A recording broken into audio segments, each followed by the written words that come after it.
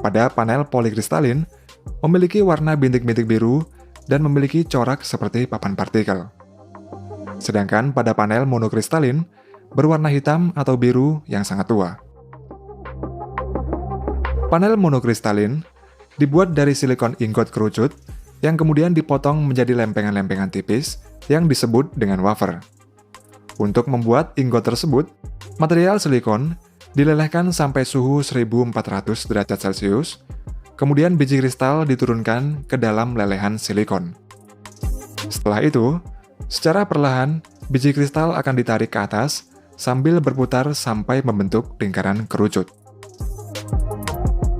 Bentuk kerucut tersebut akan dibentuk menjadi persegi agar lebih efisien ketika nantinya akan dipasang pada modul. Setelah itu, nantinya akan dipotong menjadi lempengan-lempengan tipis yang disebut dengan wafer. Dan karena dibentuk dari lingkaran, ada banyak material yang terbuang saat dipotong menjadi bentuk persegi. Dan oleh karena itulah, pada sudut panel surya monokristalin memiliki banyak lingkaran-lingkaran yang berfungsi untuk meminimalkan material yang terbuang. Penggunaan antara panel surya berjenis monokristalin maupun polikristalin tergantung dari faktor geografis wilayah. Jika pada wilayah dengan curah hujan yang cukup tinggi, panel monokristalin memiliki efisiensi tinggi saat cuaca mendung. Sedangkan pada wilayah yang memiliki curah hujan rendah, pemakaian polikristalin lebih efisien dibandingkan monokristalin.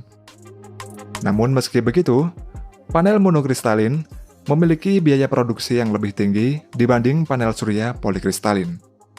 Oleh karena itulah, panel surya polikristalin lebih banyak digunakan pada sistem panel surya. Di samping itu, perbedaan keduanya juga tidak terlalu signifikan. Kemudian, dalam memproduksi modul polikristalin, ada beberapa proses yang harus dilalui. Yang pertama adalah menyediakan material mentahnya berupa silikon ultramurni yang didatangkan dari supplier internasional.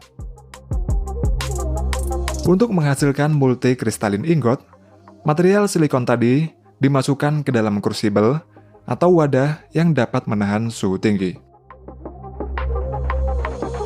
Setelah itu, krusibel dimasukkan ke dalam furnace atau tungku, kemudian silikon dilelehkan pada suhu lebih dari 1400 derajat Celcius. Dan setelah 20 jam, silikon di dalam tungku akan meleleh menjadi molten silikon. Ketika molten silikon sudah dingin, bentuk molten silikon tersebut akan berubah menjadi balok dan menjadi multikristalin ingot block. Selanjutnya, untuk membuat multikristalin wafer, ingot dipotong menjadi beberapa bagian berbentuk balok-balok kecil dalam ukuran yang telah ditentukan. Dan pemotongan tersebut menggunakan gergaji kawat dengan teknik pemotongan presisi tinggi. Nantinya balok tersebut akan dipotong lagi menjadi lempengan tipis atau wafer yang memiliki ukuran dengan ketebalan 0,2 mm. Proses selanjutnya, wafer masuk ke dalam proses cleaning atau pembersihan yang bertujuan untuk membersihkan serpian-serpian yang menempel akibat proses sebelumnya. Setelah dibersihkan, wafer-wafer tersebut dilakukan pengujian yang ketat untuk melihat kualitasnya. Lalu pada tahap berikutnya adalah proses surface treatment, yakni wafer ditempatkan ke dalam bak dengan berbagai jenis cairan untuk proses pembersihan hingga pembilasan. Selanjutnya, wafer akan dikeringkan menggunakan udara panas. Panel surya memiliki banyak lapisan di dalamnya. Di antaranya adalah lapisan semikonduktor positif dan negatif.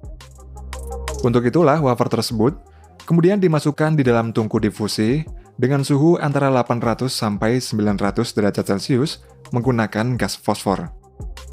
Di dalam tungku, atom fosfor menyebar ke permukaan wafer sehingga berubah dari muatan positif menjadi muatan negatif yang kemudian menjadi sel.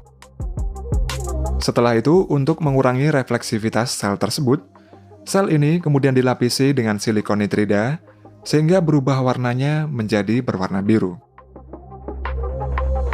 Selanjutnya pada sel, dibuat kontak dengan cara dilakukan proses pencetakan menggunakan pasta silver, yang mana kontak ini berfungsi sebagai konduktor saat listrik dihasilkan oleh sel. Setelah itu, kontak pada sel dibakar pada firing furnace pada suhu tinggi yang menyebabkan pasta silver tersebut tertanam pada permukaan lapisan silikon. Dan kemudian sel-sel tersebut disortir berdasarkan tingkat efisiensi dan kriteria optiknya. Ketika selesai disortir, tahap selanjutnya adalah proses perakitan modul, yaitu dengan merangkai beberapa sel menjadi satu konfigurasi listrik yang diinginkan. Pada proses ini, sel dirangkai dengan kaca, kemudian EVA atau etilen vinil asetat, dan backsheet atau lembar insulasi. Modul tersebut kemudian dilaminasi pada mesin vakum dan di-curing menggunakan panas. Selanjutnya, modul diberi frame atau rangka aluminium, serta diberi junction box atau kotak sambungan. Setelah selesai, modul-modul ini dilakukan serangkaian pengujian untuk melihat kualitasnya sebelum dikemas. Pengujian-pengujian tersebut meliputi tes menggunakan kamera inframerah untuk melihat keretakan-keretakan pada sel. Kemudian tes lainnya yaitu mechanical loading yang berfungsi mengetahui tingkat ketahanan modul pada kondisi yang sangat ekstrim, lalu heavy impact test di mana modul tersebut diberi tekanan yang kuat untuk melihat daya tahannya. Dan selain tes tersebut, masih banyak lagi tes yang dilakukan. Ketika modul lolos pengujian tersebut, nantinya kemudian akan dikemas pada kemasan yang khusus yang berguna melindungi modul saat